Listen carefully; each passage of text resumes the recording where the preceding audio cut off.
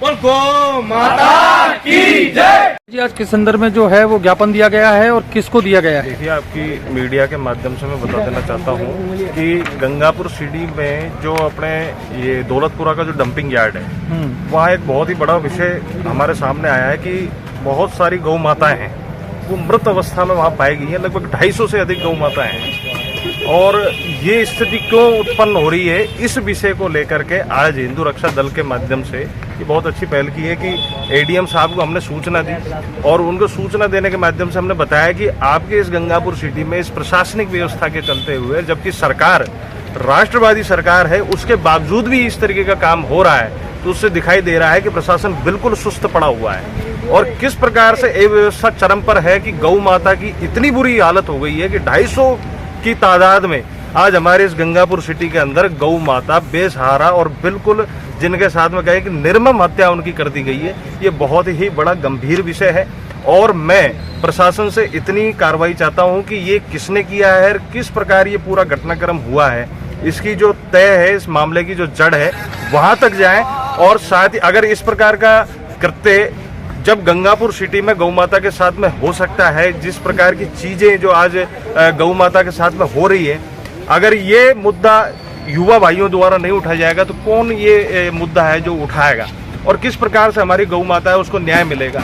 हिंदू धर्म में और सनातन धर्म में गौ माता को सर्वोच्च पटल पर रखा गया है। हम गौ माता को हमारी माँ मानते हैं। अगर हम उसको न्याय नहीं दिला पाए तो हमारा रहने का कोई मतलब नहीं है।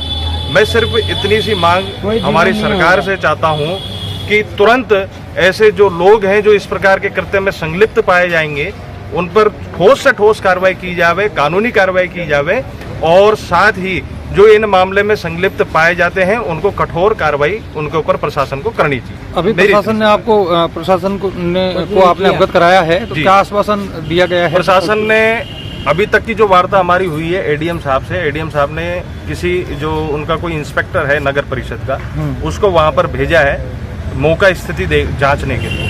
अब उसके आधार पर ये लोग रिपोर्ट बनाएंगे और फिर जांच जो है चालू करेंगे। लेकिन हमारा ये कहना है कि आप जो भी जांच है आप करते रहो, हमको उससे कोई मतलब नहीं है।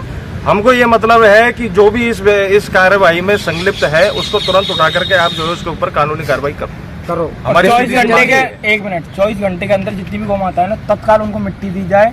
अगर मिट्टी नहीं लगी तो हम यहाँ भी नहीं, माधवपुर तक जिला कलेक्टर साहब के पास धरने पे बैठेंगे। सीधी बात ये है। फिर हम हमारी जो भी कार्रवाई होगी, पूरा हिंदू रक्षा दल न्यायिक कोर्ट के बाहर बैठ के धरना देगा। पूरे रास्ते जाम हो जाएंगे, फिर हमसे मत करेंगे। पूरे कागज दे दिए और इसमें भी लिख दिया हमने। देखो आप जो गौशाला है अपनी गंगापुर सिटी की या फिर आसपास क्षेत्र की गौशाला है, उसमें जो बाहर गाय डोलती है उनको गौशाला में रखा जाए।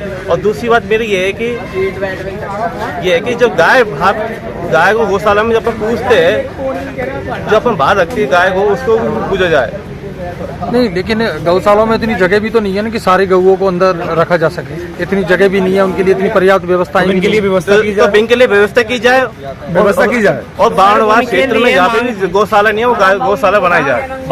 आज भामाशाहों को बनाओ, गौशाला उसमें कम से कम 20 से 25 गाँव है, गौशाला में भी गाय है जो उनको भी रखा जाए। बाहर जो गाय उनको रखा जाए। कुल मिला के इनकी बात